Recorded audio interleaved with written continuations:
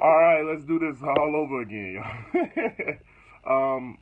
Once again, I want to give all honor and praise to the Elohim of Abraham, Isaac, and Jacob, the Holy One of Israel, who is Jesus. I represent the walls of Jericho, biblical and historical studies, Hebrews in the Hood Media. I am Cassius Israel, aka Shazak Ben Yehuda. I have my reader here, but he does prefer to remain anonymous, and I'm going to respect his wishes. He's just helping me out today. But as always, we always have some music to play for y'all, and here we go. Come on back in. Hey, King. Hey, go ahead, man. Go ahead and tell them what we finna bring to them, Joe. Tell them what's going on. They shootin', I watch me recruiting. I'm saluting while they letting the troops in. Babylon where simultaneous groups live, like vagabonds and none containing the truth can. Save us, strange arrangements. At the head of the streets, they love and defame us. These politicians of beasts, that Israel would named us. My position's a priest, you know I've been trained up.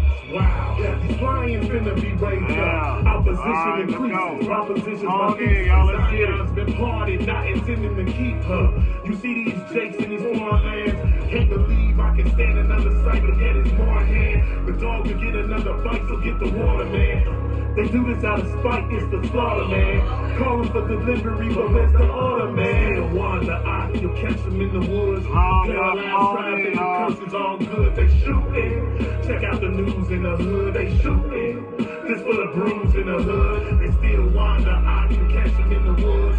Paralyzed tribe, think the curse is all good, they shooting.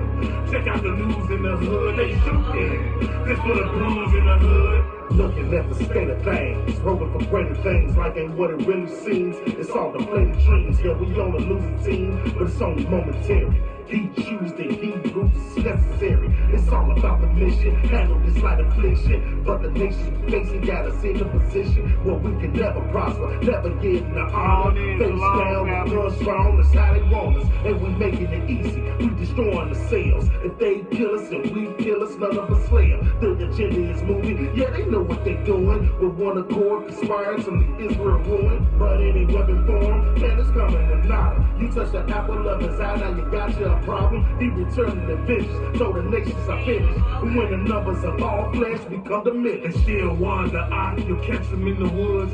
Paralyzed tribe, think the curse is all good, they shooting. Check out the news in the hood, they shooting. This for the bruised in the hood. They still wander, you'll catch them in the woods.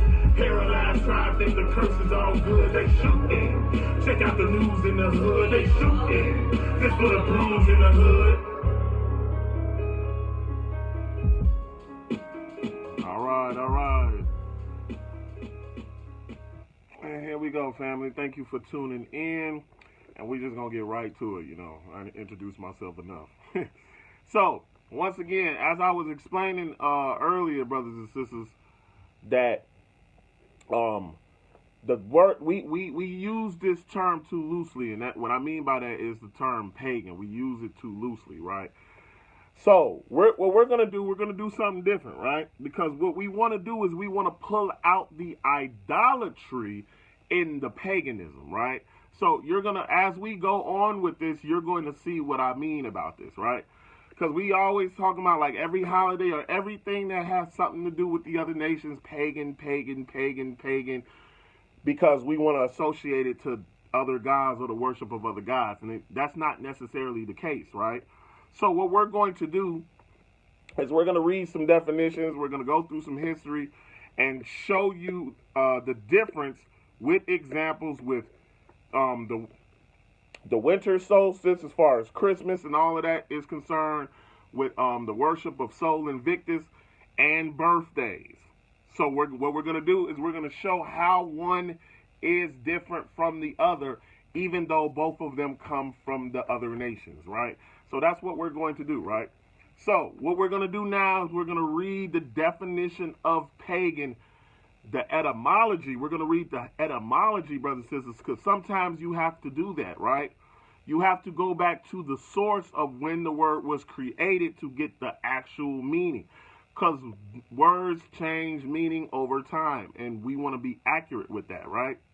So we're going to read the definition of pagan. It's from www.edomalign.com/word/pagan. Once again, that is www.edomalign.com/word/pagan, right? So we're going to go ahead, and if whenever you're ready, my brother, we're going with the yeah. Go ahead and read the definition. Okay, pagan. 1400. So this is from the 14. So this definition, what we're reading, what we're used to, brothers and sisters, is from the 1400s. This meaning is from the 1400s, right? Keep going. Perhaps mid-14th century. Mm-hmm. Person of non-Christian or non-Jewish faith. So that's what the original. That's what the meaning at this point in time meant, but that's not the original meaning of this word, right? Let's keep going. From late Latin, pagan is pagan. Okay, so it comes from the late Latin paganist, right? From the late Latin paganist, which the word pagan comes from, right? Keep going. And classical Latin, villager, rustic, civilian, non-combatant. So, in the classical Latin, brothers and sisters, it meant villager, rustic, or civilian, or non-combatant, or somebody that's non-combative, right? So these are some of these definitions, right? And we're going to get into more of this, right? Keep going. Now use of adjective meaning of the country, of a village. So now the actual word is just like heathen, brothers and sisters, but we're going to see the difference between the two. It is someone from another country or another village or another nation, right? This word actually does not have nothing to do with, as far as the original meaning, has nothing to do with your religion, just like the term heathen, brothers and sisters. Right? That's what we're dealing with. So from its root, from the Latin word, it means, for the most part, a person of another country or another village. Right? Continue. From pagans, country people, province, rural district, originally district limited by markers. So a district that's limited by markers. And once again, what we're dealing with is the root word of this word, pagan. Right? Keep going.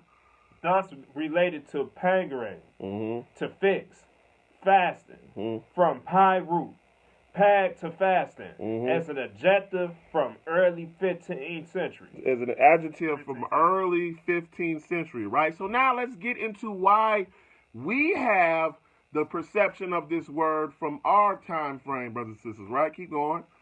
The religious sense often was said in the 19th century. Trench.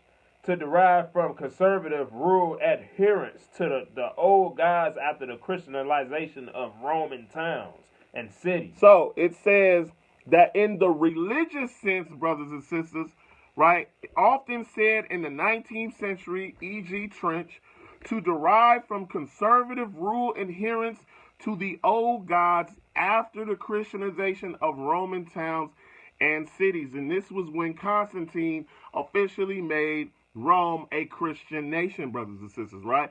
So it wasn't until after that they start using the word like that. So it comes from the Catholic Church, brothers and sisters, right?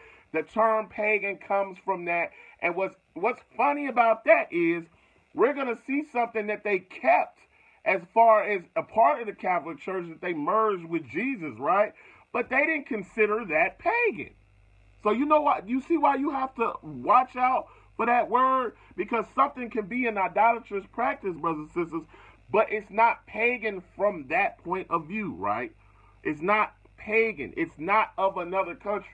It's of another country, but it's not of a religious ceremony or religious practices, brothers and sisters, right?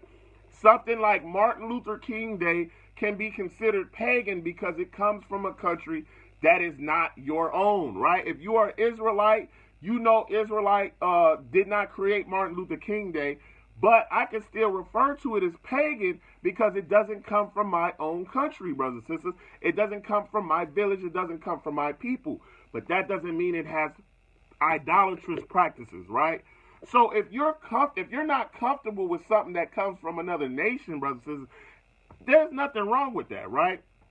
But as far as you teaching somebody that this is considered worship of a false god, that's when you're going to run into some problems, right?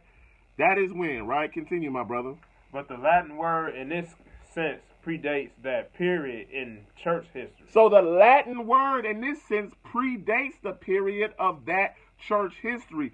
So the Latin word going back to a person of another country predates the Christianization of the Roman towns and cities, brothers and sisters, right? So the word is not necessarily meaning of idol worship.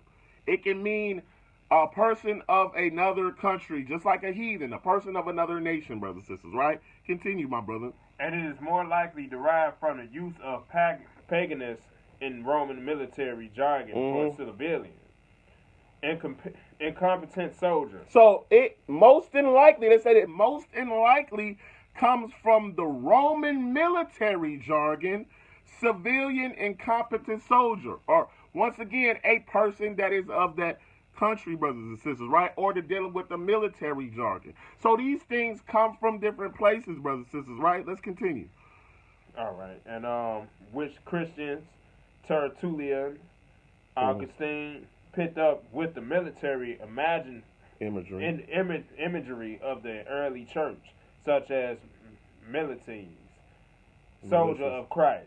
Right. So this is when Christians picked it up because it was based on military imagery, brothers and sisters, and this was at the time of Augustine, which is the 202 AD, right? So we gotta realize this, right? So now when we come to the English word, brothers and sisters, let's see what how that came about. Go ahead.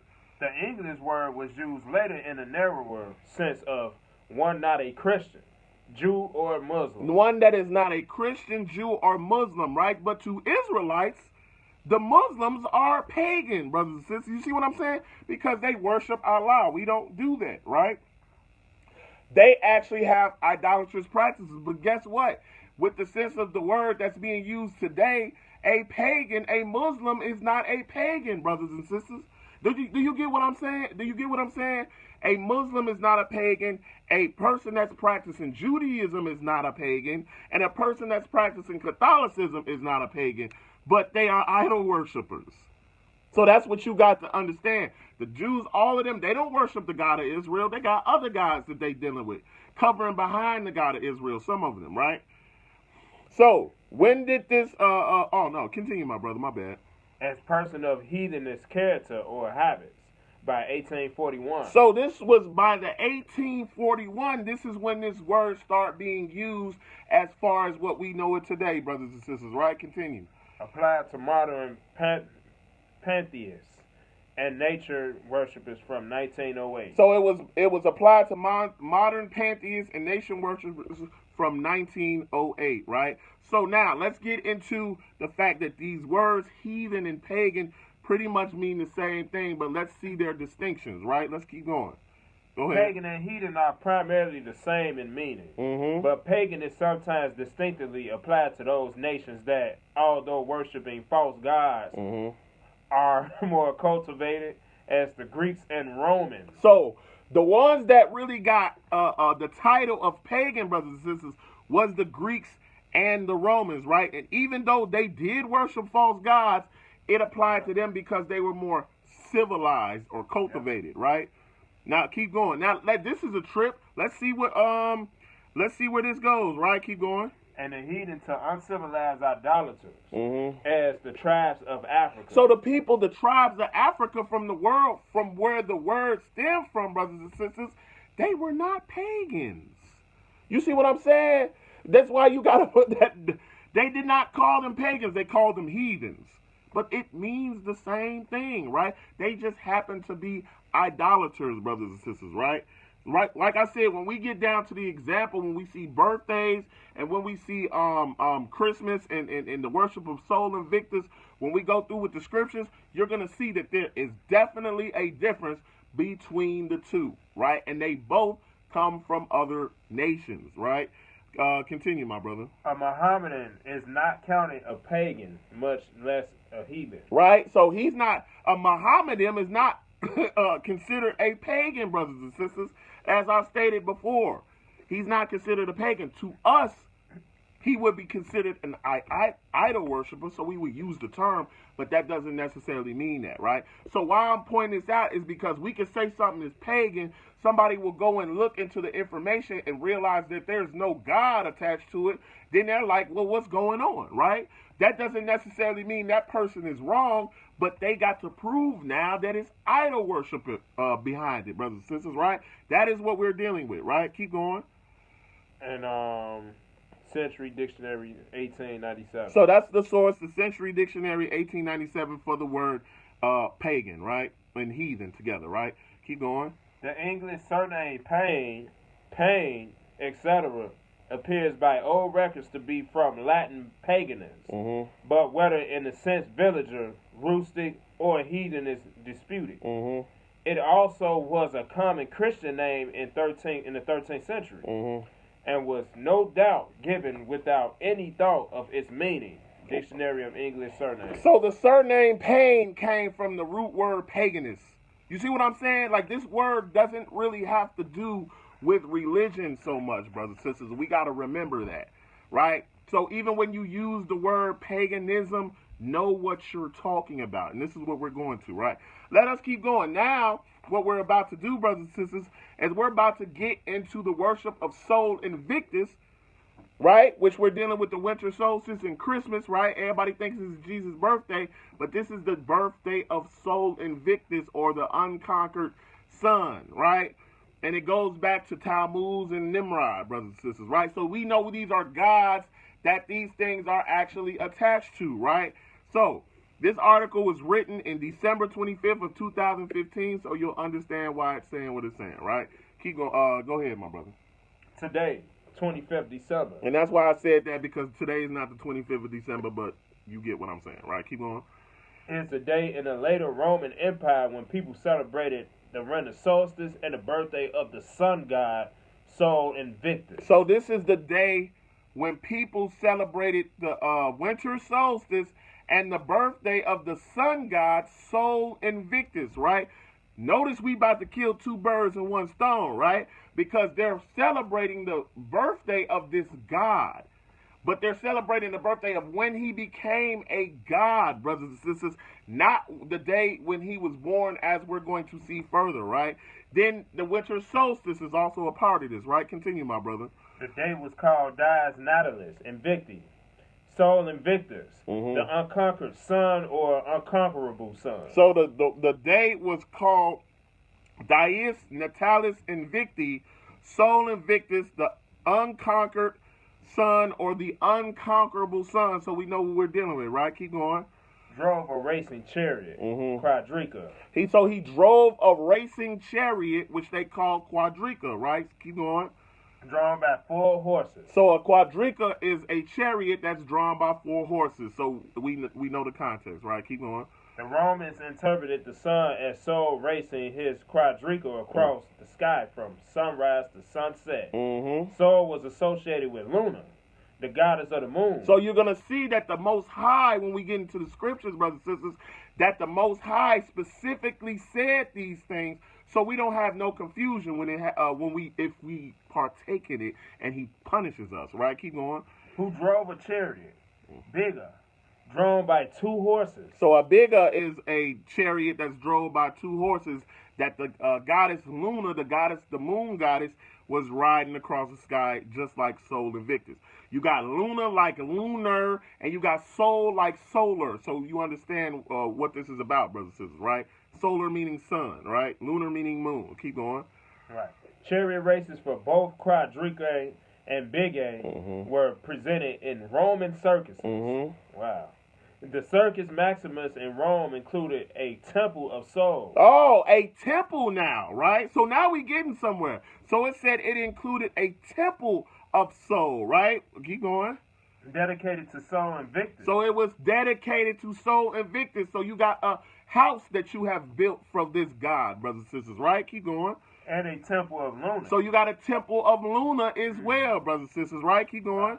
The temple of Sol included a statue of Sol driving his quadriga and 4 horses. Keep going. Roman circuses around the Roman Empire featured statues of Sol and Luna in their central burial. Oh, so you got a statue now, right? You've been built an idol with your hands, right? The work of men's hands, right? So you got a temple now. You got a day that you worship them on.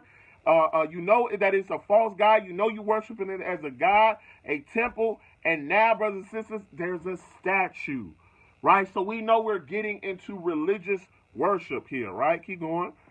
The central barrier, spina, of the Circus Maximus also featured an Egyptian obelisk, which represented a shaft of sunlight and was dedicated to Sol. Oh, so they got an Egyptian obelisk, right? Which was in the Egyptian obelisk, or obelisk period, is the shaft, brothers and sisters, or what they call the Johnson, right?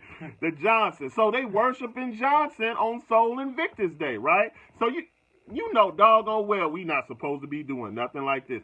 But this is what this day is dedicated to, brothers and sisters, right? The 25th, and it's coming up soon, right? Keep going.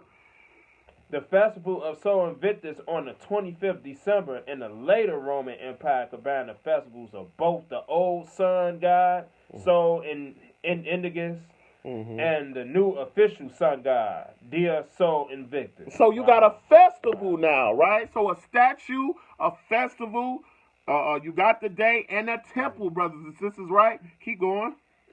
The Circus Maximus had been dedicated to Sol Indicus since ancient times, and then was dedicated to Sol Invictus. Right. The Roman Empire of Aurelian created the cult of Sol Invictus during his reign in AD 270 to 275. So the Roman Emperor Aurelian created the cult of Sol Invictus during his reign in AD 270 and 275 in the 3rd century, brothers and sisters. So this was happening before Constantine. Remember, they put it together. They made Jesus the sun god, right? They put him in place of Sol Invictus. And they did this so that the Christians and the pagans can come together and worship together, brothers and sisters, right? But we're not doing this, right? Keep going. And on his coins, Sol was described as Dominus Imperii Romani. Right, Dominus Imperii Romani, right? Keep going. The official deity of the Roman Empire. All the official deity. So we don't have any, and I mean no confusion. This is a deity that has a idol, a statue made after him. He has a temple. He got a day. He got a birthday as celebrating him as birthing of a god, brothers and sisters, which we're going to get into, right? So that is what we're doing. And then we're celebrating this through the winter solstice and Christmas. There is no detachment from this day, brothers and sisters. You cannot detach this day from its origin. You cannot. You cannot attach the day from this origin, right? Keep going. And, where you at? Nah. Right, there you go. Go ahead. And the deity of the Roman Empire. The cult of Sol Invictus was centered in Rome, but it was followed across the Roman Empire. Sol Invictus, the god of the sun, was one of the most important gods, and he symbolized victory, as he defeated darkness and rose every morning. Sol Invictus was the patron of Rome, Roman soldiers. So, read the source too. See the cult of Sol Invictus by G.H. Harsbergs, 1972, and Roman circuses, arenas for chariot racing by John Humphrey, so this 1986. So you got that. That's the source, brothers and sisters. So the cult of Sol Invictus by G.H. Harsberg in 1972, and the Roman circuses, arenas for chariot racing by John Humphreys, 1986, right? So now we understand that if we partake in this, brothers and sisters, this is idol worship, right? This is the idolatry in the paganism. You see the difference? You now have idolatry in your paganism as opposed to now it's just coming from another country, a custom coming from another country that has no religious connotation to it. We want to get these two divided so that we won't go back and forth with each other, and then with people that, hey, they're comfortable. I'd rather not. I want to be safe than sorry. I'd rather not partake in it because the heat or another nation made it. I want to keep the festivals and the holidays or whatever of the God of Israel. And that's fine too, brothers and sisters. But you can't go out there and teach and beat people down with this and you don't have any proof, right? It has to be direct worship. Direct worship, right? Let us continue. Keep going. Only important cults were celebrated with games, nudity, circenses, in the Roman circus. Sol Invictus was not only the sun god, but he also presided over chariot races in Roman circuses and was the special protector of Quadrique. Yeah, so he was the special protector. Now he's the protector of these people, right? Keep going. Luna was the protector of Big A. Mm-hmm. So an unusually large number of chariot races were held in Rome on the 25th December. Mm-hmm. For the Ludus Solis, apparently 36 chariot races were held on that day instead of the usual 12. Right, so now we got this day also called Ludus Solis Day, right? Because they put the moon god and the sun god together, right? When they have these chariot races. Y'all see that happening on the 25th of December, brothers and sisters. It's deeper than just what we've been, what's on the surface level, right? So this source was on Roman time, the Codex calendar of 354, and the Rhythms of Urban Life in Late Antiquity by M.R. Salzman, right? 1991, right? So now let's get into the birthdays and try to compare it give it the same comparison when we get into the scriptures finally, right? Let us continue, my brother. Go ahead. Oh, wait a minute. So the website for that is colchesterarchaeologist.co.uk. So that's where you're going to find that at, and it has the sources behind it as well in the website, right? So let us continue on to the birthdays, right? Let's go ahead, my brother. Okay. Scholars who study the Bible say that the earliest mention of a birthday was around 3000 BCE and was in reference to a pharaoh's birthday. So now this is where people get this from, brothers and sisters, right? Because scholars who studied the Bible say that the earliest mention of the birth of a birthday was around 3000 BCE and was in reference to Pharaoh's birthday. You can find that in the Bible as well, brothers and sisters, right? So let's see the difference, though, between a birthday, somebody that was born on a particular day, and what the scholars were seeing and what they were talking about, right? Keep going, my brother.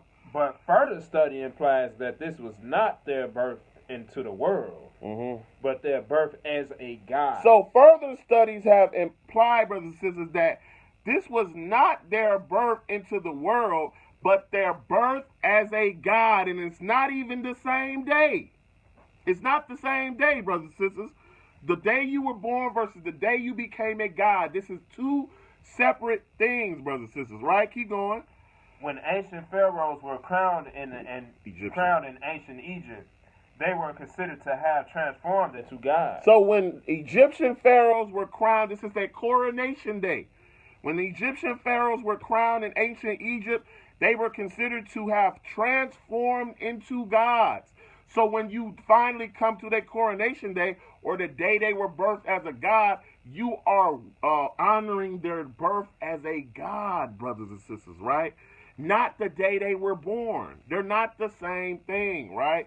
This is where they get that from, and this is why they consider it to be idol worship, but it's actually not idol worship, right? Keep going.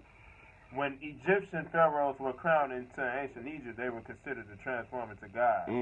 This was a moment in their lives that became more important than even their physical birth. So this is a moment in their lives that became more important than even their physical birth. So we know this is not the same thing, right? We see that Sol Invictus, even though they were celebrating his birthday, he was a god, brothers and sisters, a false god, a work of men's hands, right? And then you had a temple, you had a day for him, you had the temple, brothers and sisters, you had a statue for him, you had a festival for him, you had events for him. Are we doing all of that on a person's birthday? Am I coming to you? We have a couple of drinks, right? We go out or whatever the case may be, right? Am I worshiping you as a God on your birthday because I'm celebrating the day you were born? Not the day you became a God, but the day you were born, right? So people, and I know there's been a lot of confusion with this because people really believe they are committing idol worship, celebrating their birthday. They feel like they're going to celebrate. Celebrate somebody as a god on their birthday, as an idol on their birthday. You can't just say that off GP, brothers and sisters, right? There has to be a qualification of worship when it comes to that, according to the Bible, right? Let us continue. All right, and pagans, such as the ancient Greeks. Remember what we showed, right? That the word pagan was really associated to the Romans and the Greeks because they were a cultivated, civilized heathen. That's all it was. A civilized heathen is a pagan, brothers and sisters. Right. That is all that is, right? Keep going.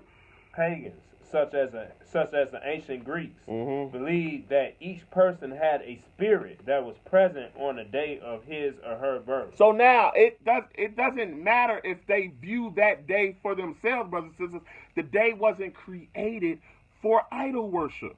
They believe. That's like if I decide to believe in something on my birthday was not created for that practice, for that religious practice, right? Keep going. Right. This spirit kept watch and had a mystic relation with the God on whose birthday that particular individual was born. Right. So now let's get into the things that are part of a birthday, which now when we get into this, we understand some things. Even I don't do certain things on my birthday, brothers and sisters, right?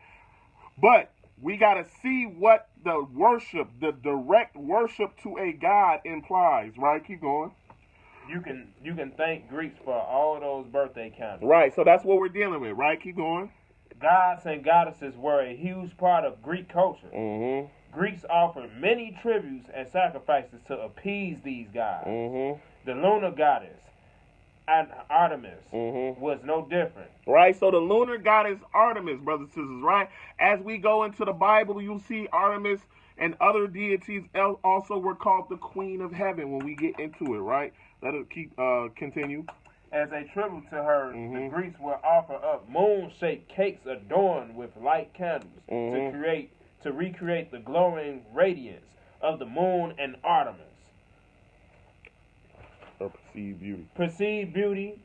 The candles also symbolize the sending of a signal or prayer. Blowing out the candles with a wish is another way of sending that message to the God. So now, if you don't want to partake in that, brothers and sisters, I get it, I understand. But here's the whole thing. Are you doing it to worship Artemis? Are you doing it to worship Sol Invictus?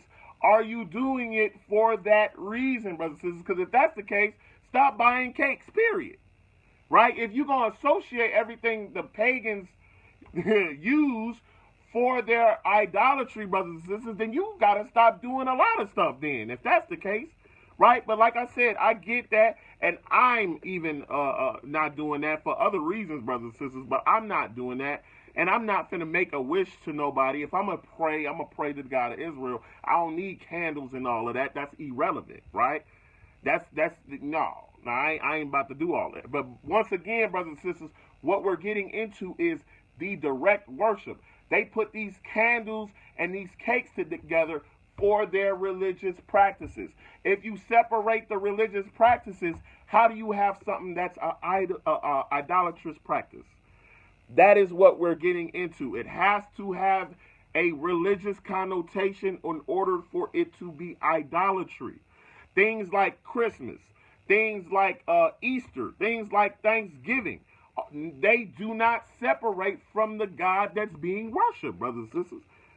That's what we're pointing out, right? Things like New Year's Day, because you can't separate that because the God is in the month that it's called, Janus. And that is still associated with Jesus, because remember, you got 12 days of Christmas, starting on the first day of the winter solstice, right? Ending on New Year's, right? So you got Christmas being the birthday, and then you got New Year's being the 8th day circumcision. Do y'all see that? It's still attached to Jesus' life. They try to make it attached to Jesus' life, and then it has another God behind it. That's what you have to realize, brothers and sisters, right? So continue, my brother. All right. And the government, however, created public holidays and honor. No, read that whole thing over. Okay. This seems to be the first time in history where a civilization celebrated the birth of non-religious figures. So now we're on the category of the ancient Romans were the first to celebrate the birth of common man.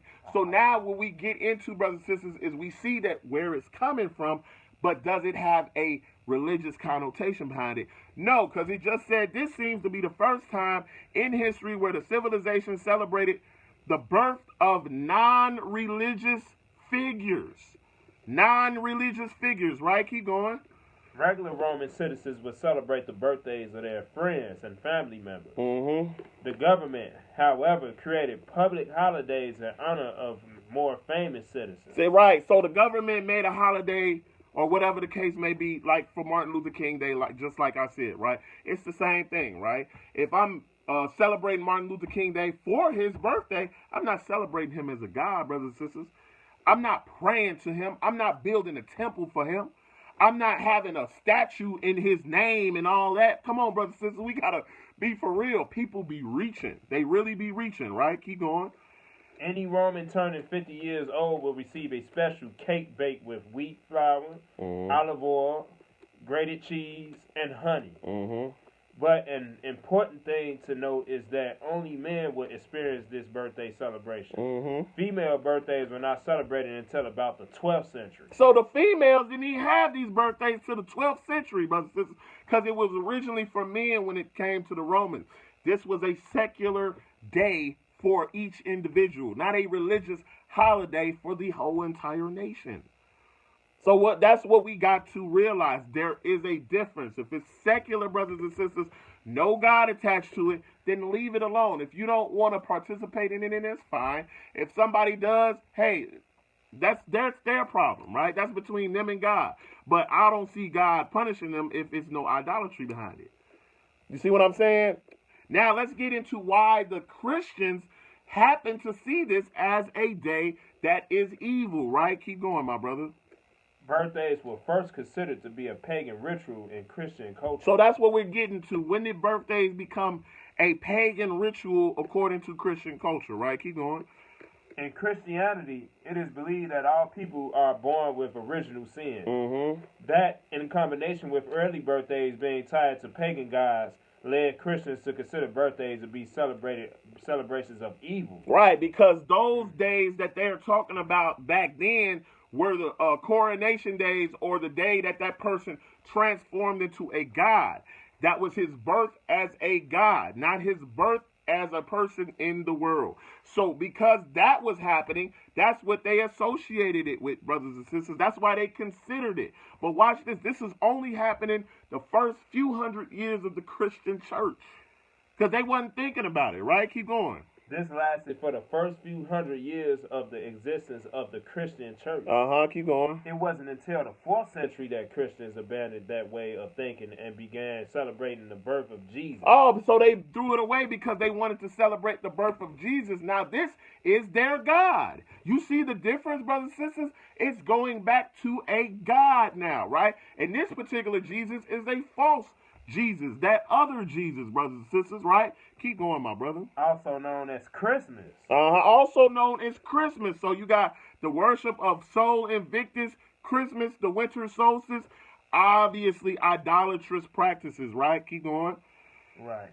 And celebrating the birth of Jesus was partly enacted to recruit those who already celebrated Saturnalia, the Roman holiday. So the celebrating of the birth of Jesus was partly enacted to recruit those who already celebrated Saturnalia, the Roman holiday, and the worship of Sol Invictus, brothers and sisters. Now y'all see the difference? You see the difference? Because with this, there is no God attached to it. If I'm not going to honor you in the transformation of you becoming a God, then it's not idol worship, brothers and sisters. That is simple as I can get it. It's not idol worship, right? The source for this is www.pumpitupparty.com. Blog, how did the traditions of birthdays begin, right? So that's where that comes from. So now let's get into the scriptures, because what we want to do is we want to see these differences according to what God is saying plainly, brothers and sisters, right? We want to see it plainly. So what we're going to start this now in Exodus, the 20th chapter.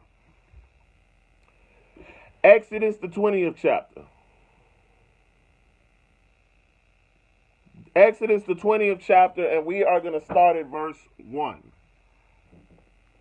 Exodus, the 20th chapter, and we are going to start at verse 1. And whenever you get there, my brother, you can go ahead and read. And God spake all these words, saying, I am the Lord thy God, which have brought thee out of the land of Egypt, out of the house of bondage. Right, so that's also physical and spiritual bondage, so that's what you're coming out of, right? Let's see what he told them. Let's keep going. Thou shalt have no other gods before me. Thou shalt not make unto thee any graven image, or any likeness of anything that is in heaven above, or that is in the earth beneath, or that is in the water underneath the earth. So people go too far with this, right? Because now you're talking about statues just in general are legal according to the law, brothers and sisters. If I paint something, then I can't have it lying around, right? But what constitutes it being a problem, right? Keep going, my brother. Thou shalt not bow down thyself to them, nor serve them. Thou shalt not bow down thyself to them, nor serve them. That is the problem when you start serving the images and bowing down to them, the images. And then when you have that, guess what, brothers and sisters? There's always a doctrine that follows behind it. Right? You ain't got no God that you celebrating without any rules and regulations that's coming from this God, right? That you pay homage to, right? Keep going, my brother. For I, the Lord thy God, am a jealous God, visiting the iniquity of the fathers upon the children unto the third and fourth generation of them that hate me.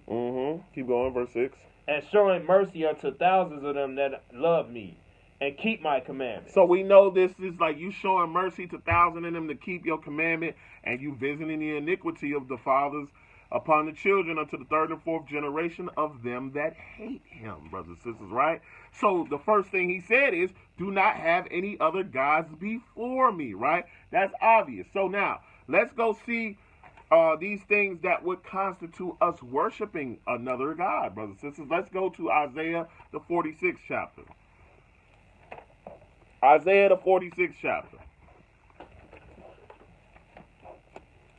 Isaiah, the 46th chapter, and we are going to start at verse 3. Isaiah 46, and we are going to start at verse 3. Isaiah 46 and verse 3. And whenever you get there, my brother, you can go ahead and read. Okay. Hearken unto me, O house of Jacob, and all the remnant of the house of Israel, which were born by me from the belly, which I carried from the womb. So he said, hearken unto me, O house of Jacob, and all the remnant of the house of Israel. He talking to you, right? So remember what we said, a pagan is somebody that is outside of your country, village, etc. Just like a heathen, somebody that's of another nation, brothers and sisters, not necessarily an idol worshiper, right? So he's talking to his nation, right? Let's continue. And even to your old age I am he, and even to the hoar hairs will I carry you.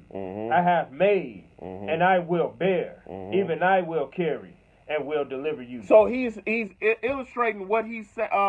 What he means when it comes to worshiping him, brothers and sisters, and having faith in him and relying on him. He said, even unto the old age and the hairs on your hair will I carry you, will I bear you, will I deliver you, right? So if you focus and counting on another God to deliver you out of your bondage, out of your whatever going on, out of your trials and tribulations, that is idol worship, brothers and sisters. Right? That is idol worship. Right? Keep going. And Verse to 5. whom will ye liken me? Excuse me. To whom will ye liken me, and make me equal, and compare me, that we may be like? So he said, to whom will ye liken me and make me equal? You see what I'm saying? Am I making somebody equal to the God of Israel on their birthday, brothers and sisters? Come on now. Like, just because we celebrating the birthday, I'm automatically making him equal to God. Isn't there things that I have to do, right? Don't I have to rely on that person for faith in my faith and tribulations for me to honor them as a God, brothers and sisters, right? Keep going. Exactly. They lavish gold out of the bag and weigh silver in a balance and hire a goldsmith. So they lavish gold out of a bag and weigh silver in the balance, and they hire a goldsmith, right? Why do they hire the goldsmith, right? Keep going. And he maketh it a god. Right. They fall down. Yea, they worship. So you got the statue, right, by the goldsmith. The goldsmith is making the idol. He maketh it into a god. They fall down and they worship, or they bow down and they worship, brothers and sisters, right? Keep going. They bear him upon the shoulder. They carry him. Oh, so like they was doing with Buddha, when they have Buddha and they be carrying him on the shoulders, this is obviously religious exoneration, brothers and sisters. You exonerating this God above all, above the God of Israel, all of that, brothers and sisters, right? Keep going. They bear upon the shoulder.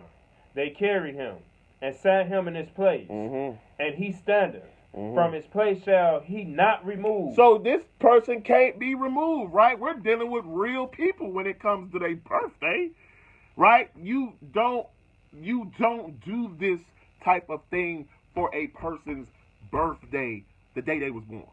You do that when you're exonerating them as a god, brothers and sisters, right? Keep going. Yea, one shall cry unto him, yet can he not answer, nor save him out of his trouble. Now, once again, you're relying on this God to come and save you from out of your troubles, right? So this is a whole different mentality when it comes to idol worship, brothers and sisters, right? Keep going. Remember this, and show yourself men. Bring it again to mind, O ye transgressors. So if you're doing this, the type of stuff that he just said, brothers and sisters, you're definitely a transgressor of the law, right? Let's see what he says, right? Keep going. Verse 9. Remember the former things of old, for I am God, and there is none else. I am God, and there is none like me. So when it comes to these other gods, he's saying, I am God, and there is none or no one else, right? There is no equal when it comes to him, right? Let us continue. Declaring the end from the beginning, and from ancient times the things that are not yet done, saying, my counsel shall stand, and I will do all my pleasure. Right, and usually when it comes to these gods, brothers and sisters, they got priests, they have prophets that will tell the future or tell that person's particular future, just like this one does. This is the original, right? This is the God above all gods, the only God. We know that Satan tries to mimic what God is doing. So you'll have priests, you'll have statues, you'll have these things. That's why you don't have an image of God. You see, now you see what I'm saying? This is totally different from if something or a custom is coming from another nation, but it doesn't have none of this stuff behind it, brothers and sisters, right? Continue. 10. I'm calling. That was the last. You still want? Oh, okay. Let's continue. My bad. Let's go to Psalms 135. Psalms 135. Once again, there's a mentality, something that's coming from your heart, brothers and sisters, to exonerate this false god, right? Psalms 135, and we are going to start at verse 13, or 15, rather. Psalms 135, and we're going to start at verse 15. Psalms 135 and verse 15. Psalms 135 and verse 15. Whenever you get there, my brother, you can go ahead and read. The idols of the heathen are silver and gold, the work of men's hands. Oh, did y'all hear that? The idols of the heathen are silver and gold, the work of men's hands, right? Or we can say it like this: the idols of the pagans are silver and gold and the work of men's hands. same difference, right? If I'm just talking to different village people, or like it said in the definition, specifically if I'm talking to the Greeks and the Romans. So the idols of the Greeks or the Romans are the work of men's hands, are of silver and gold. Now, even though the birthday comes from the Romans, there's no idol behind it. You are not the idol. You are not being transformed into a god on the day you were born. They didn't even do that. Right? Continue, my brother. All right. They have mouths, but they speak not. Eyes have they, but they see not. They have mouths, but they speak not. They have eyes, but they see not, right? So you're giving a personification of somebody that is alive, that is human, brothers and sisters, right? When you make these idols, right? Keep going. They have ears, but they hear not. Neither is there any breath in their mouth. They that make them are like unto them. So is everyone that trusteth in them. They that make them are like unto them, right? They that make them are like unto them, brothers and sisters, and so is everyone that trusteth them, right? So you can't get anywhere with the idols, so therefore you can't get anywhere with the things that you are doing that are not a part of the law, statutes, and commandments of the Most High God of Israel, right? And if you trust in that, you're going to perish, right? That is what this is saying, brothers and sisters, right? Now let's continue. Let's go to Isaiah the 44th chapter.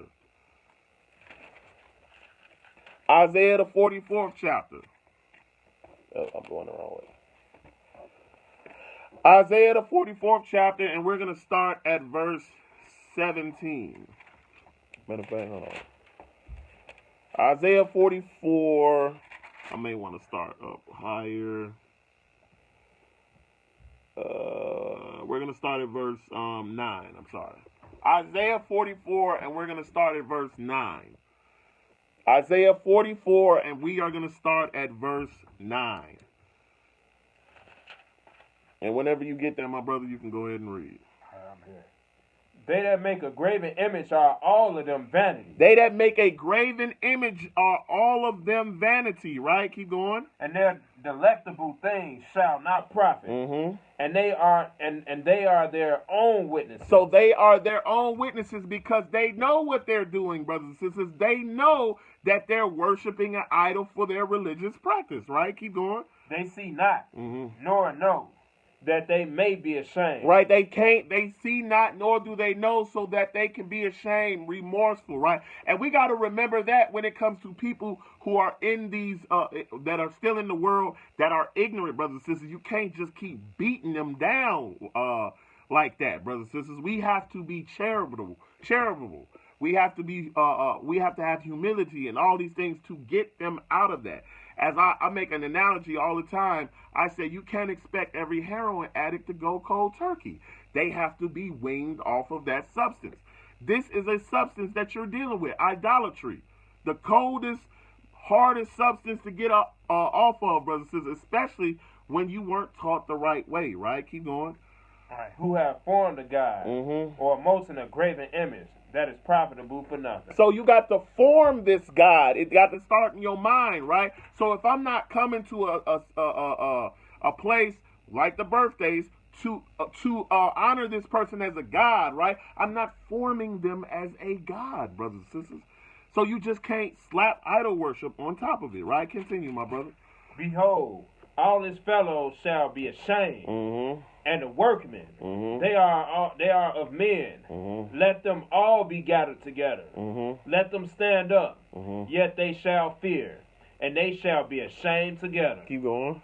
The smith with the tongs both worketh in the coals, and fasteneth it with hammers, and worketh it with the strength of his arm. Right, so you fashioned it with hammers. Don't that sound familiar? Don't you do that to the Christmas tree? Then it said, we're going to get into that, right? Don't you fasten it with hammers, brothers and sisters? It is an idol, brothers and sisters. It is the work of men's hands, right? Keep going. Yea, he is hungry, and his strength faileth. He drinketh no water, and is faint. Right. Now skip down to verse 17. Verse 17, and go ahead. And the residue thereof And the residue thereof he marketh a god, even his graven image. So the residue thereof he maketh a god, even his graven image, right? Let's see what else he does, right? Keep going. And worshipeth it, he maketh it a graven image, and falleth down thereto. So he falleth down unto it, right? That's one thing, right? Keep going. He burneth part thereof in the fire. Hold on, you missing it. And worshipped it. He falleth down unto it and worshipped it. Verse 17. Just read verse 17 again.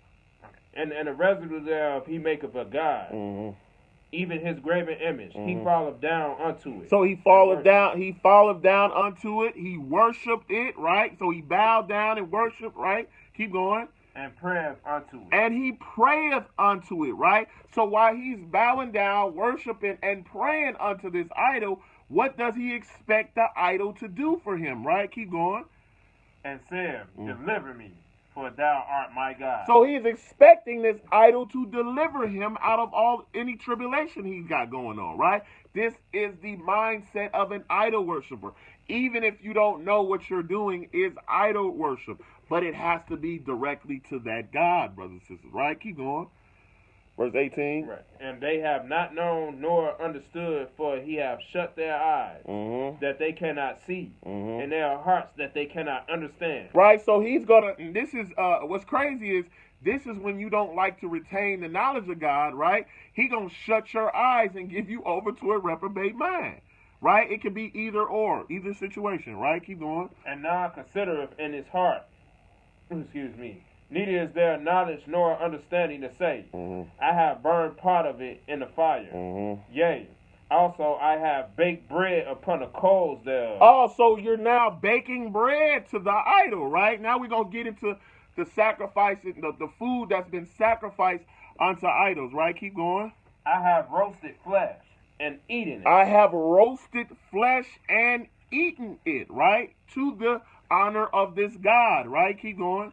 And shall I make the residue thereof an abomination? Shall I fall down to the stock of a tree? Shall I fall down to the stock of a tree, which you do with the Christmas tree? What you not realizing is that you bowing down and then you getting the presents and things that are presented for this day, and you pass them out to each other.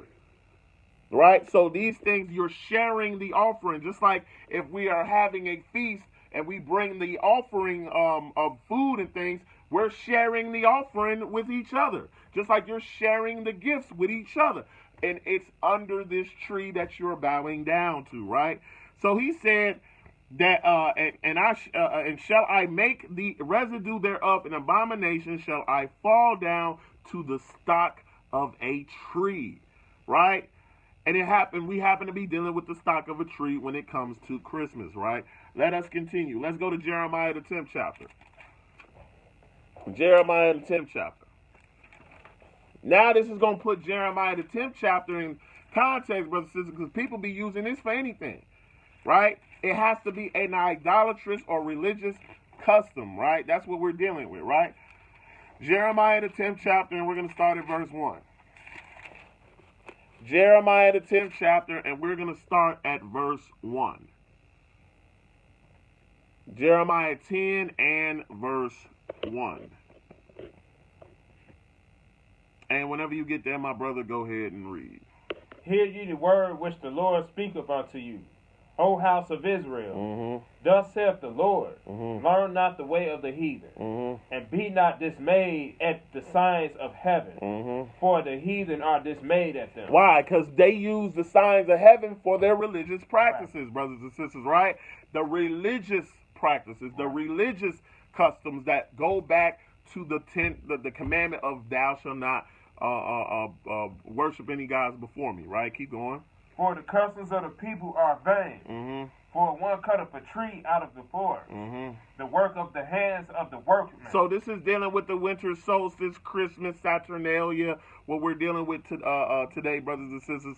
He said that this custom of the people is vain, for one cutteth a tree out of the forest, the work of the hands of a workman. Right? It's the same language that we're using, right, brothers and sisters? Keep going. with the axe. Mm-hmm. They deck it with silver and with gold. Mm-hmm. They fasten it with nails and hammers, with hammers. I'm sorry, that it move not. Right. So same language, right? But we know we're dealing with the tree, right? Because they're going to bow down to the stock of a tree, brothers and sisters. Right? Keep going. They are upright as the palm tree, Mm-hmm. but speak not.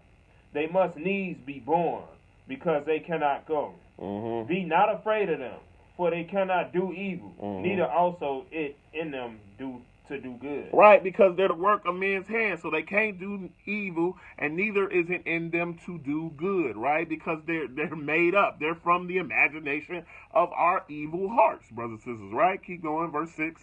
For as much as there is none like unto thee, O Lord, thou art great, and thy name is great in might. Right, so that's who should we be focused on. We should be focused on the Lord, brothers and sisters, right? No other God but the Lord, right? Yeah. Let us continue. Let's go to Deuteronomy, the 8th chapter. Deuteronomy, the 8th chapter. Deuteronomy, the 8th chapter, and we're going to start at verse 17. Deuteronomy, the 8th chapter, and we're going to start at verse 17. Deuteronomy 8 and verse 17. And whenever you get that, my brother, go ahead and read. And thou say in thine heart, Mm-hmm. my power and the might of my hand have gotten me with this wealth. Mm-hmm. Matter of fact, I'm sorry, read verse 16. Verse 16. Okay. Who fed thee in the wilderness with manna, Mm-hmm. which thy fathers knew not, Mm-hmm. that he might humble thee, and that he might prove thee, to do thee good at thy latter end. Mm-hmm. Keep going. And thou say in thine heart, my power and the might of my hand have gotten me this wealth. Mm-hmm. But thou shalt remember the Lord thy God, for it is he that giveth thee power to get wealth. Right, so if you're getting great wealth, brothers and sisters, you better remember that it's the Lord God that gives you the great wealth. Don't sit here and think it's you, or don't get so far that you start worshiping the money, right? Because you cannot serve two masters, right? Keep going. That he may establish his covenant which he sware unto thy fathers, as it is this day. Right, so just like the Lord God has a covenant, or he has things that he needs you to do to obey him, brothers and sisters, so do these false gods, and you have to do it with them, right? So what doctrine are we following on this person's birthday? Right. You see what I'm saying? That doesn't make any sense, right? Keep going. And it shall be, if thou do it all, forget the Lord thy God, and walk after other gods, and serve them, and worship them, I testify you this day that ye shall surely perish. Right, so he said, I testify against you this day that you shall surely perish if you forget the Lord thy God and walk after other gods. So you, just like you got to walk the walk when it comes to this walk, brothers and sisters, you got to walk the walk with that false God. Right, so these are all the things that constitute as idol worship, right, brothers and sisters, right? Continue. As the nations which the Lord destroyed before your face, Mm-hmm. so shall ye perish, because ye would not be disobedient unto the voice of the Lord your God. And of course, the false God would want you to be obedient to them as well, because like we said, brothers and sisters, there is a doctrine that comes with idol worship, right? Let's continue. Let's go to Deuteronomy, the 18th chapter. That's what makes it religious, because it has a doctrine behind it. Normally it has a statue or image with it. You're praying to it. You're bowing down to it. You're worshiping it in a temple, right? We're going to get into that as well, right? Deuteronomy 18 and verse 18. Deuteronomy 18 and verse 18. Deuteronomy 18 and verse 18. Whenever you get there, my brother, go ahead and read. Okay. I will raise them up a prophet from among their brethren, like unto thee, and will put my words in his mouth, and he shall speak unto them all that I shall command him. So another thing that comes with it, when it comes to a religion, brothers and sisters, usually has a spokesperson, a prophet, some type of priest, or whatever. A man that is in front, that's giving the message or the doctrine to the people, right? So this particular one was Jesus, right? The prophet like unto Moses, right? He said, when I put my words in his mouth, and he shall speak unto them that all that I shall command, right? Keep going. And it shall come to pass that whosoever will not hearken unto my words, which he shall speak in my name, I will require it of him. Right, keep going. But the prophet which shall presume to speak a word in my name. Right, so the prophet that's making it these false gods, and he got this false worship. This prophet's coming around speaking in the name of somebody that's in authority, right? And the only one that's in authority is the God of Israel, right? Keep going. But the prophet which shall I'm sorry. And if thou say in thine heart, how shall we know the word which the Lord hath not spoken? When a prophet speaketh in the name of the Lord, if the thing follow not, nor come to pass, that is the thing which the Lord hath not spoken. But the prophet hath spoken it presumptuously. Thou shalt not be afraid of him. Right, so this prophet has spoken presumptuously, brothers and sisters, because like I said, usually there is a priest, prophet, or messenger with this false idol worship, brothers and sisters, right? So if he not coming to speak the words of the Most High, like the prophet, like unto Moses did, then you don't follow that person, right? You don't deal with that person, right? Let us continue. Let's go to Exodus 22. Exodus, the 22nd chapter. Exodus, the 22nd chapter, and we're going to start at verse 20. Read one verse. Exodus 22 and verse 20. Exodus 22 and verse 20. And whenever you get there, my brother, go ahead and read. He that sacrifices unto any god, save unto the Lord only, he shall be utterly destroyed. So he that sacrifices unto any god, save unto the Lord only, he shall utterly be destroyed. Now we're going into the sacrifices, or like the offerings and things of that nature, brothers and sisters, right? So once again, we had the worship of Sol Invictus and birthdays. You want to sit here and do a comparative analysis of seeing which one is idol worship, because you can call both of them pagan, but which one is idol worship, brothers and sisters, right? Are they sacrificing onto the person as a god? That's when it becomes a problem, right? That's when it becomes a problem. Now, let's continue. Let's go to Jeremiah, the 44th chapter. Jeremiah, the 44th chapter. Jeremiah, the 44th chapter, and we are going to start at verse 15. Jeremiah 44 and verse 15. Jeremiah 44 and verse 15. And whenever you get there, my brother, go ahead and read. Then all the men which knew that their wives had burned incense unto other gods. Right, so you got burning incense unto this God, right? Keep going. And all the women that stood by, a great multitude, even all the people that dwelt in the land of Egypt, and Pathros, answered Jeremiah, saying, answered Jeremiah, saying, as for the word that thereof has spoken unto us in the name of the Lord, we will not hearken unto thee. Right. So they already said we're not going to hearken unto you, right? But we get to burn incense to these other gods. So he said, don't forget me and walk away from me and start walking after the other gods, brothers and sisters, right? Keep going. But we will certainly do whatsoever thing goeth forth out of our own mouth, to burn incense unto the Queen of Heaven. Right, to burn incense unto the Queen of Heaven, right? And different different schools of thought, like the Roman Greeks and all that, you got Diana, you got Artemis, you got Isis, you got Hathor. You have all of these gods that constitute the Queen of Heaven. Even Oshun can be constituted the Queen of Heaven as far as who Beyonce was personifying, right? Keep going. And to pour out drink offerings unto her. So you got drink offerings, right? So once again, you got things that have to do with a feast. You have a drink offering unto her, right? Keep going.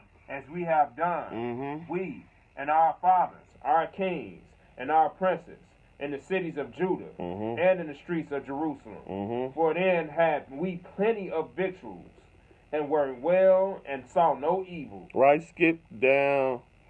Matter of fact, no, keep continuing. But since we left off to burn incense to the Queen of Heaven. Right, so they're burning incense to the Queen of Heaven, right? Keep going. And to pour out drink offerings unto her, we have wanted all things, and have been consumed by the sword and by the famine. Keep going. And when we burn incense to the Queen of Heaven, and poured out drink offerings unto her, did we make her cakes to worship her? Oh, didn't we make her cakes to worship her, just like they was doing with Artemis, right? So even that is a separation, because you got to make the cakes to worship the false god. Right? It has to be in your heart to worship them as a god, brothers and sisters, because the day that you're celebrating is the day that they became a god. Right? Keep going. And pour out drink offerings unto her. Without our men. Without our men. Okay, you can stop right there. Let us continue. Let's go to Colossians, the 2nd chapter. Colossians, the 2nd chapter. So, once again, if you're comfortable with just, hey, I don't want to deal with none of this stuff, you know what I'm saying? I just want to do what I got to do as far as what I know the Lord wants me to do, then by all means, brothers and sisters, you can be more safe than sorry. I have no problem with that whatsoever. We just want to be as accurate as possible so we don't throw anybody off. Things are already hard enough as it is, so let's make sure we're giving people the law as it is the law, brothers and sisters, right? Let's go to Colossians, the 2nd chapter, and we're going to start at verse 8. Colossians, the 2nd chapter, and we are going to start at verse 8. Colossians, the 2nd chapter, and verse 8. Whenever you get there, my brother, go ahead and read. Beware, lest any man spoil you through philosophy and vain deceit, after the tradition of men, after the rudiments of the world, and not after Christ. And once again, these traditions are going back to you sacrificing unto other gods. That is what he's talking about, right? Skip down to verse 16.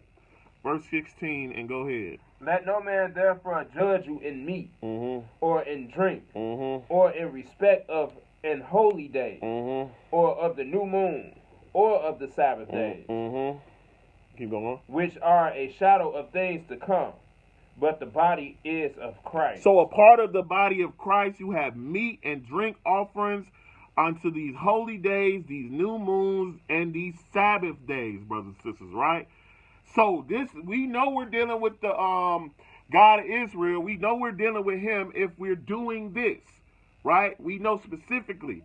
But what you really want to pay attention to and watch out for is the idol worship, is the worship of false gods, bowing down to them, participating in their festivals and things of that nature, right? Making graven images, having faith in them to deliver you out of your tribulation and bondage. This is what comes with idol worship, brothers and sisters, right? Let us continue. Psalms 106, and we're going to start at verse 26. Psalms 106, and we're going to start at verse 26. Psalms 106 and verse 26. 106 and verse 26. Whenever you get there, my brother, you can go ahead and read. Therefore he lifted up his hand against them, to overthrow them in the wilderness. Right. To overthrow their seed also among the nations, and to scatter them in the land. So he did that. Why? Because they were being disobedient to his word, brothers and sisters, right? Keep going. They joined themselves also unto Baal-Peor. Yeah, Peor. And ate the sacrifices of the dead. Oh, they ate the sacrifices of the dead. And they joined themselves to Baal-Peor, and they ate the sacrifices of the dead, brothers and sisters, right? So you can't eat the sacrifices or the food coming from a false god, coming from false god worship. If it's sacrificed into paying homage to this god, the food is defiled, brothers and sisters, right? This is what we're seeing in the Bible, right? Keep going, verse 29. Thus they provoked him to anger with their inventions, and a plague break in upon him. Right, so thus they provoked him to anger with their inventions, and the plague break in upon them. Now think about it, brothers and sisters. Why do you think the plague that we even dealing with today is breaking out upon us, brothers and sisters? Maybe because we're in too much idol worship. People don't think about these things, right? You are worshiping idols, therefore the plague is out for you, brothers and sisters, right? But if you worshiping the God of Israel, brothers and sisters, the plague is not really going to come after you. And if it hits you, it's not going to kill you, right? Otherwise, it was just your time, right? But the plague didn't hit you because of your disobedience, brothers and sisters, which this is stating, right? So let us continue. Let us go to 1 Corinthians, the 10th chapter, right? Because he said now that they ate the sacrifices of the dead, right? 1 Corinthians, the 10th chapter. 1 Corinthians, the 10th chapter, and we're going to start at verse 27. 1 Corinthians, the 10th chapter, and we're going to start at verse 27. 10 and verse 27. 1 Corinthians 10 and verse 27. Whenever you get there, my brother, go ahead and read. If any of them that believe not bid you to a feast. Right, so this is what we're dealing with, right? If any of them that believe not bid you to a feast, right? Keep going. And ye be disposed to go. Right, and you want to go to this feast, right? Because ain't nothing wrong with going to a feast. Continue. Whatsoever is set before you, eat, asking no question for a conscience sake. Right, so don't be asking questions. Don't be asking questions on why this festival is coming and this, that, and the other, because you might have a pleasant surprise, right? So just leave it alone, right? Let us keep going, right? But if any man say unto you, this is offered in sacrifice unto idols. So now let's get into if any man say unto you, this is offered in sacrifice unto idols. So now he just voluntarily telling you, hey, you know we sacrificing this to a false god, right? What does it say? Keep going. Eat not for his sake that showed it, right? And for a conscience sake, for the earth is the Lord's, and the fullness thereof. Right, because what you don't want to do, first of all, you're going to defile yourself. But if you're trying to pull them out of it, brothers and sisters, best believe if you're eating in the feast, they're going to see you and be like, no, you participating. No, you participating in these the festivities. You're participating, brothers and sisters, right? So don't eat it for conscience sake, and it's sacrificed unto devils, right? Keep going. Conscience, I say, not thine own, but of the other. For why is my liberty judged of another man's conscience? Right, because you got to be an example unto people when you're in this walk. It's just not about you, brothers and sisters, right? Keep going. Right. For if I by grace be a partaker, why am I evil spoken of for that for which I give thanks? Whether therefore ye eat or drink or whatsoever ye do all to the glory of God. Right, so whatever you do, if you eat or you drink, make sure it's not sacrificed to devils, and whatever you do, make sure it is for the glory of God, brothers and sisters, right? That's what you have to do. Do not be partakers in idolatrous practices, feasts, festivals, whatever the case may be, right? Stay away from them, right? Let's keep going. Let's go to Deuteronomy, the 17th chapter. Deuteronomy, the 17th chapter. Deuteronomy, the 17th chapter, and we're going to start at verse 1.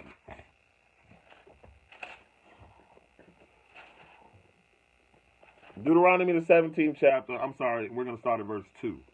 Verse 2. Deuteronomy 17 and verse 2. Deuteronomy 17 and verse 2. Whenever you get there, my brother, you can go ahead and read. If there be found among you within any of thy gates, which the Lord thy God giveth thee, man or woman, that have wrought wickedness in the sight of the Lord thy God, and transgressing his covenant. Right, keep on. And have gone and served other gods and worshiped them. Either the sun. Either the sun. So you know Sol Invictus is out, right? Because that's the worship of the unconquered sun, right? Keep going. Or moon. So the lunar goddess, you can't do her because she is a god and you're not supposed to worship her, right? Keep going. Or any of the hosts of heaven, which I have not commanded. Right, so that's why he even told them in Jeremiah, do not be dismayed at the signs of heaven, for the heathen are dismayed at them, right? Because they look at it as the gods in heaven doing work, right? You don't do that because you know this is a creation from your creator, right? So now we're about to get into what constitutes the right time to judge somebody, brothers and sisters, right? Because once again, we're going out to the people that are ignorant, which is who Christ died for. He died for the ignorant, the people who were unwillfully sinning, so that they can be taught and come back to his commandments, right? So there is a way to judge somebody based on that. We can't just go out there and criticize people for no reason, and they're still in their ignorance, right? Keep going. And it be told thee, and thou hast heard of it, and inquired diligently, and behold, it be true. And a thing certain that such abomination is wrought in Israel. So let's hear it. You first, right? Like it says, how can you believe if you don't have a preacher or you haven't heard, right? So you have to hear it, you have to inquire diligently, and you have to behold that is true and that it is certain. That means you got to study to show yourself approved, brothers and sisters, right? Otherwise, you are still in your ignorance. And you have to be certain that this thing is an abomination and is wrought in Israel, right? Keep going, verse 5. Then shalt thou bring forth that man or that woman which have committed that wicked thing unto thy gates, even that man or that woman, and shalt stone them with stones till they die. So that's when now judgment now comes upon the people, brothers and sisters, when it is known certainly and you have inquired diligently that this thing is certain, right? So that's what you have to do. You can't be a judge that's lazy in his search for a crime, brothers and sisters, right? Let us continue. Now, let us go to Psalms, the 4th chapter. Psalms, the 4th chapter. Psalms, the 4th chapter, and we're going to start this at verse 2. Psalms, the 4th chapter, and we are going to start this at verse 2. Psalms, the 4th chapter, and verse 2. Whenever you get there, my brother, go ahead and read. O ye sons of men, how long will ye turn my glory into shame? Right. How long will ye love vanity and seek after leasing Selah? But know that the Lord hath set apart him that is godly for himself. Right, so the Lord has set apart him that is godly for himself, right? Keep going. The Lord will hear him when I call unto him. Because you now are practicing godliness, you know that the Lord will hear you when you call on him, right? Keep going. Stand in awe and sin not. Commune with your own heart upon your bed and be still. Selah. Right, keep going. Offer the sacrifices of righteousness. Oh, what does he say? Offer the sacrifices of righteousness. Not sacrificing unto idols. You want to offer the sacrifices of righteousness, brothers and sisters. And when I went to Colossians, the 2nd chapter, and showed you, hey, don't let them judge you for meat or drink or respect of a holy day or new moon or Sabbath, right? Because when you sacrifice to those days, you're sacrificing unto righteousness, right? Keep going. There be many that say, oh no, finish that off and put your offer the sacrifices of righteousness and put your trust in the Lord. So put your trust in the Lord, brothers and sisters, right? Not the idols of the nations, right? Let us continue. We're almost done. Let's go to Leviticus, the 17th chapter. And we got 2 more scriptures after this. Leviticus, the 17th chapter, and we're going to start this at verse 7. Leviticus, the 17th chapter, and we're going to start this at verse 7. Leviticus 17 and verse 7.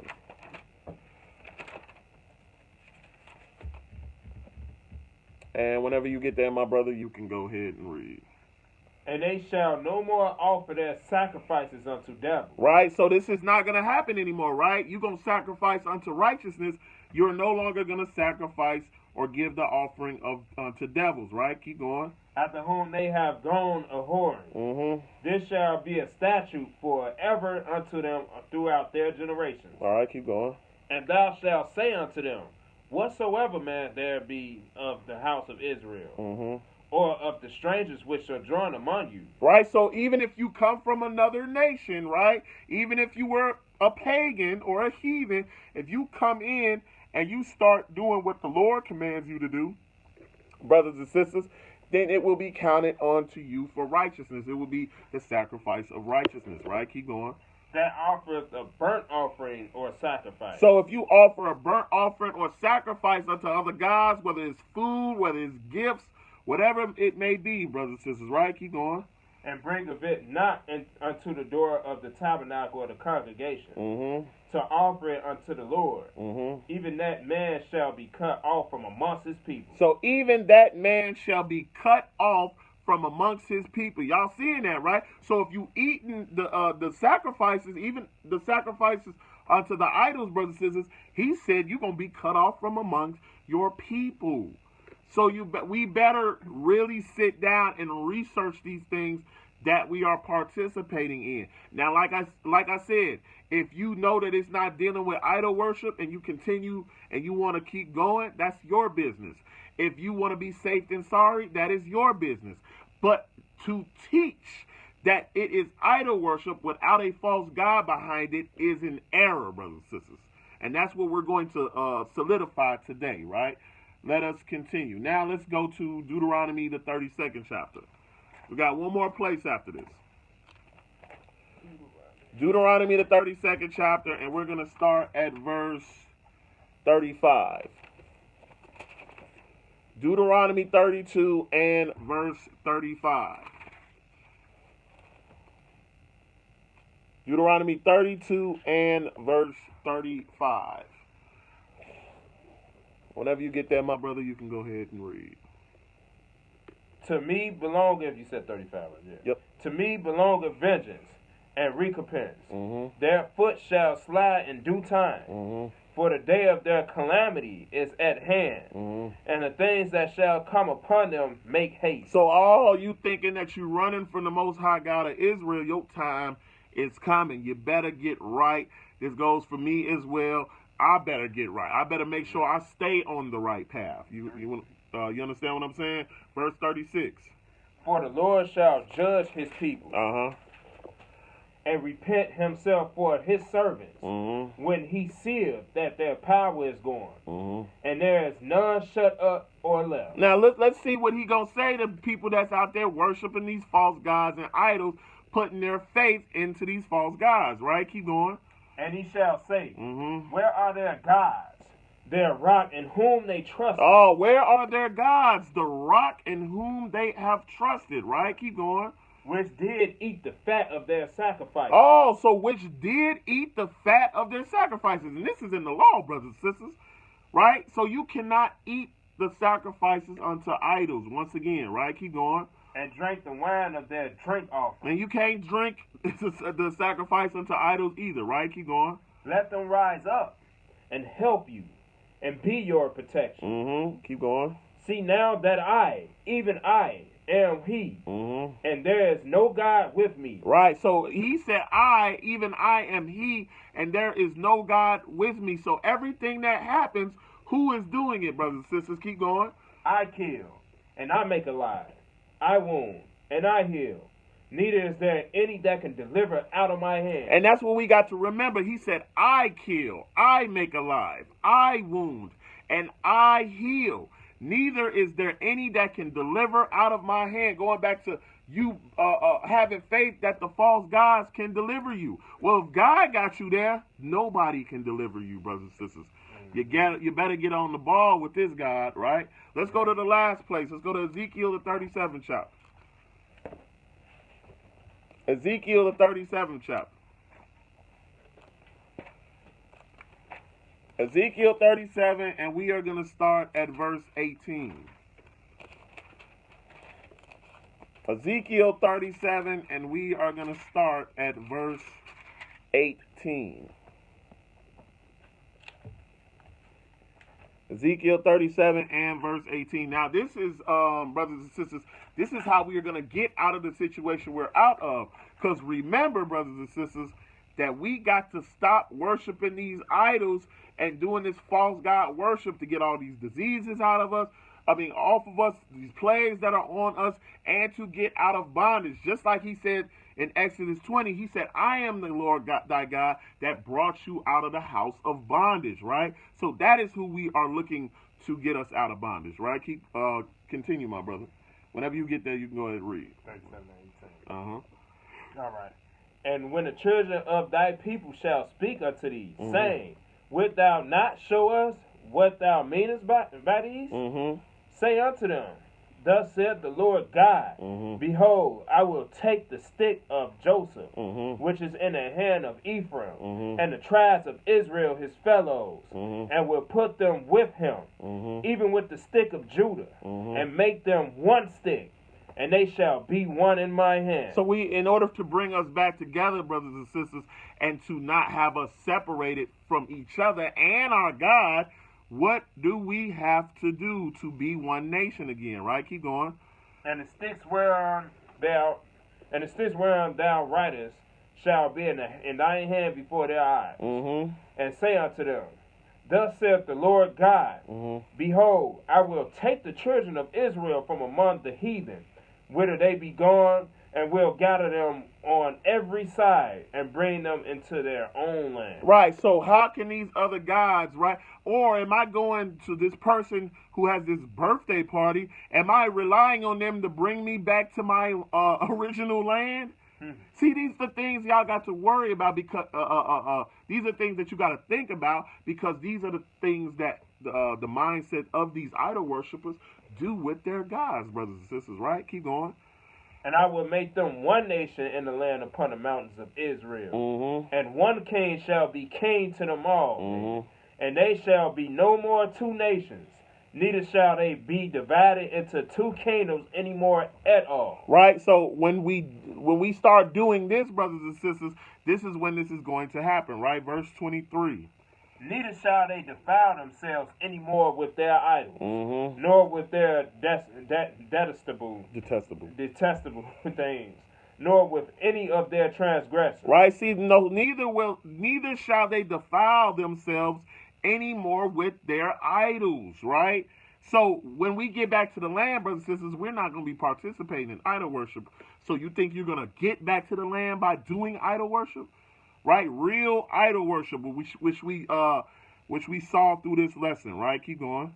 But I will say them out of their dwelling places, wherein they have sinned, and will cleanse them. Right. So shall they be my people, and I will be their God. So I ain't never. I know on my birthday I ain't never said these are my people and I am their God. I've never said that at my birthday, brothers and sisters. Right. But what they did at the Sol Invictus festival and birthday is they honored him as a false god. They honored him as a god. They brought sacrifices. They had a temple. All of these things, brothers and sisters, because they knew in their heart that this was their God. And that is what we are dealing with when it comes to idol worship. So once again, you can call somebody a pagan, but you better make sure that when you teaching them something, brothers and sisters, you make sure it is definitely idol worship, and that is just not coming from another country or nation of people, right? I hope y'all was edified today. As always, I am Shazak Ben Yehuda, a.k.a. Cassius Israel. I could say it like that, too. It don't matter. I represent the Walls of Jericho, Biblical and Historical Studies. I thank you for my reader. Once again, he wants to remain anonymous, and I will respect that. But I hope y'all can clearly see the difference, brothers and sisters, that even if you calling somebody pagan, you still need to find out if they're an idol worshiper. Because, once again, we got a lot of pagans in the world, brothers and sisters.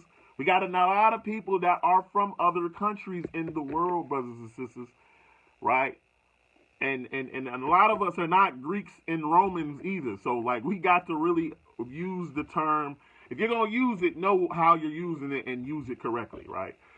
Once again, I want to give all honor and praise to the Elohim of Abraham, Isaac, and Jacob, the Holy One of Israel, who is Jesus.